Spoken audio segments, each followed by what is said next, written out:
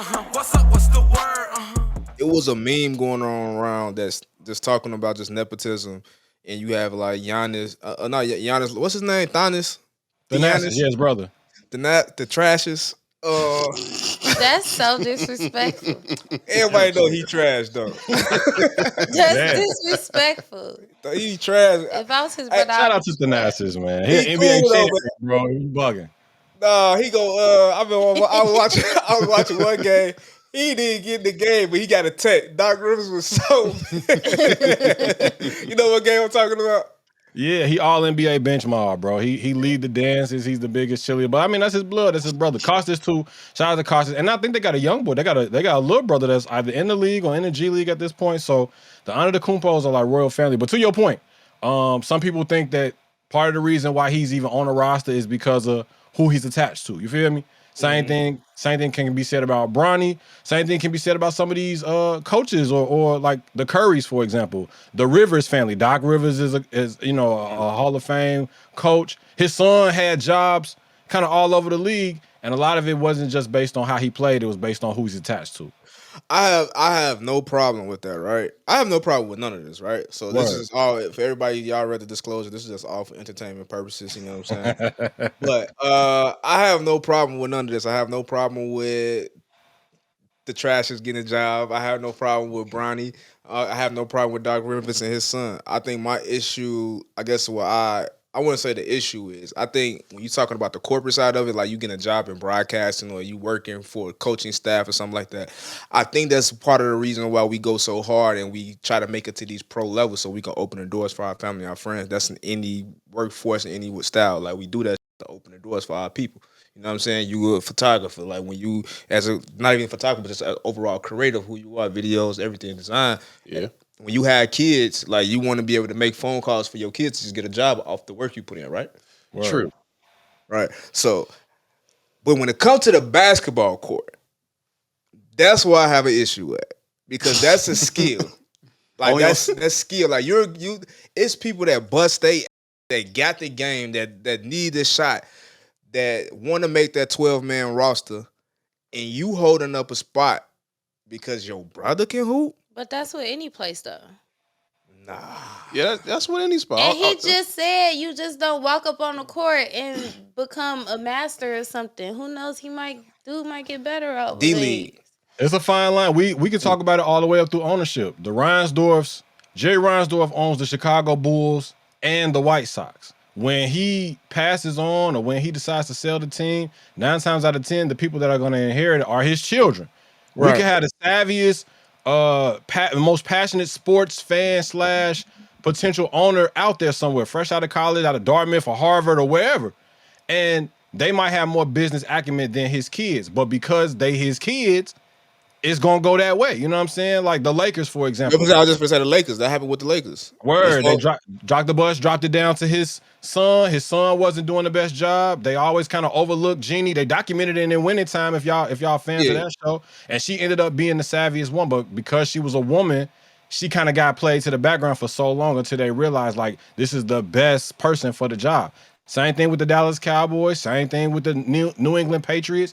It's everywhere you go, bro. In a real sense, it's who you attach to. It's it sounds cliche and corny. It's not what you know, bro. It's who you know. You're talking about the business, the suits part of it. That part I get. I get that 100%, God. I ain't even gonna lie to you. I get that 100%. What I'm referring to is the sport, the talent. I don't care if LeBron like, and this right here is gonna separate from the reason why Michael Jordan is the GOAT and LeBron James is number 2 or number 1. Because this is show to tune into. Let's go, coach. Come on, bro. Let's go. If you're the athlete, we know what it takes to be an athlete, right? All of us played sports before. All of us come through I know I come through a generation where if you wasn't good, you weren't making a team. Next level for sure. Right. If you wasn't good, you weren't getting picked up at the park in a 5-on-5. Only if you was it says something about your game where you was only getting picked up if your man's was there. Word. You know what I'm saying? Word. Like it says something about you. Like it's something like that bravado when you could just go to the court by yourself and you getting the runs in because of what you did and of your hooping.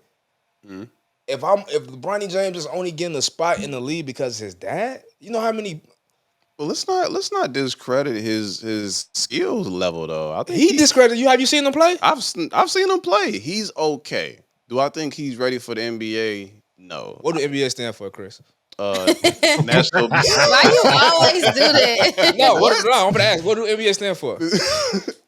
He What would does be it like stand for, Cody? basketball. Chris, what other Chris? What do new Other Chris. new Chris? What do Other NBA? Because you It's not. He right. National Basketball Association, not National Business Association, not National Buddies Association. It's National Basketball Association. But I heard he was doing good in the comeback. on another level, everybody He was smooth. Everybody that knows sports know what NBA means for real is no boys allowed. That's a fact. That's It a is a fact. man's game. This That's a fact. this is real hoopers. Bronny ain't there yet. Bronny was smooth in his run.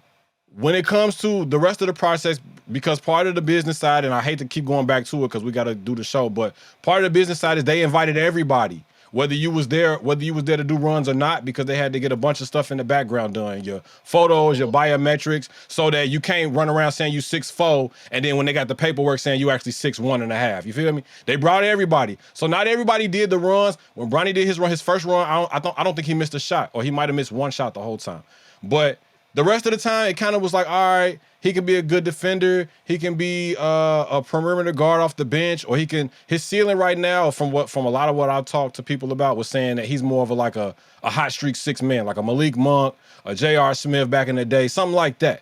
But in terms of like a high lottery pick, like his pops was, like Melo, like D-Wade, nah, bro, in order for that to happen, he got to go back to USC and cook. Like, he need to be in school a little bit longer to develop his skill set. He came in, I think, at like 6'1.5", almost 6'2". His brother, if y'all know anything about that, his brother's like closer to his pop size and build, 6'6", 6'7", and he's a monster. He's going to be crazy coming He's out. gonna be one and done. Bryce That narrative fits more for Bryce than it does for Bronny. You're right. One and done. But back to what we was talking about, the point is, bro, like you said, when it comes to the endorsements and who you attach to, that oftentimes, more often than not, can supersede if you just the nicest in, you know what I'm saying, in the run. If you the dopest on the court, it has to kind of be undeniable, right? When you nice, like you cool, but you attach to somebody else, that's the battery in your back to push you over the top of somebody that might be better. You feel me? Unfortunately. I don't know, Bree. I got a question for y'all real quick. Do y'all think the expectations for Bronny are too high?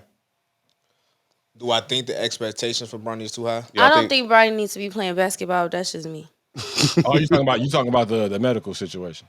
Yeah, like why risk your life when you could True. work in the back office or something, get money another type of way, and just Be somewhat involved in basketball, but not on the court. yeah. Well, one, I don't think it's about money. I mean, it's obviously not about money. I mean, it's not about money, but if you still want to have some type of hands in the game that you say you love because of your dad, like there's other ways to still make an impact in basketball opposed to being on the court. To answer Chris' question, yes, the pressure is too high. It has always been too high. Even LeBron came out in some interviews years ago and said going back, thinking about it now, he probably would have never given his son the name LeBron James Jr. because already that puts a target on his back in terms of expectation, the shadow that his father has cast, and he's still in the league playing. It's not like, you feel me, you're going to be able to surpass him at this point because he keeps pushing the numbers and the legend of his own career further and further the longer he plays. So, but also, I guess in a sentimental way, he was trying to do the Ken Griffey Jr. route, right? Father and son playing on the same team, and then not only that, but the business, bro. Whatever team gets Bronny, they got the first stand in line to potentially get Bron in free agency. Bron is gonna move the needle when it comes to bread. Everywhere he's gone, he's made money for teammates, whether they was Hall of Famers or whether they was bums, bro. Like that's just how it works, and I'm sure the same thing is gonna bowl for his son if they end up playing on the same team. He's gonna make him feel like $1 million. Go ahead, If G. he does get drafted, then Which he probably will.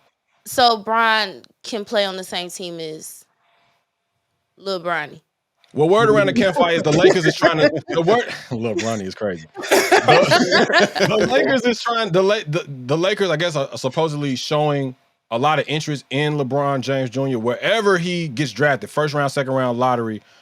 Which obviously is something that would please their father. We talked a little bit last week or a couple weeks ago about the coaching search. How they saying JJ Redick might be the front runner after he has a podcast and a connection with LeBron. Everything is pretty much gearing towards pleasing LeBron. Thanasis is on the Bucks team because it pleases his brother. You feel me? It kind of all goes back to what we talked about at the beginning. It's who you know and who you attached to. The trashes. Stop calling him that. Y'all get Thanasis on the show. It's gonna be bananas. Cody up. Hey, shout out to the Thanasis, man. Oh, you got his name right now. That's RG. Hey. What's up? What's the word?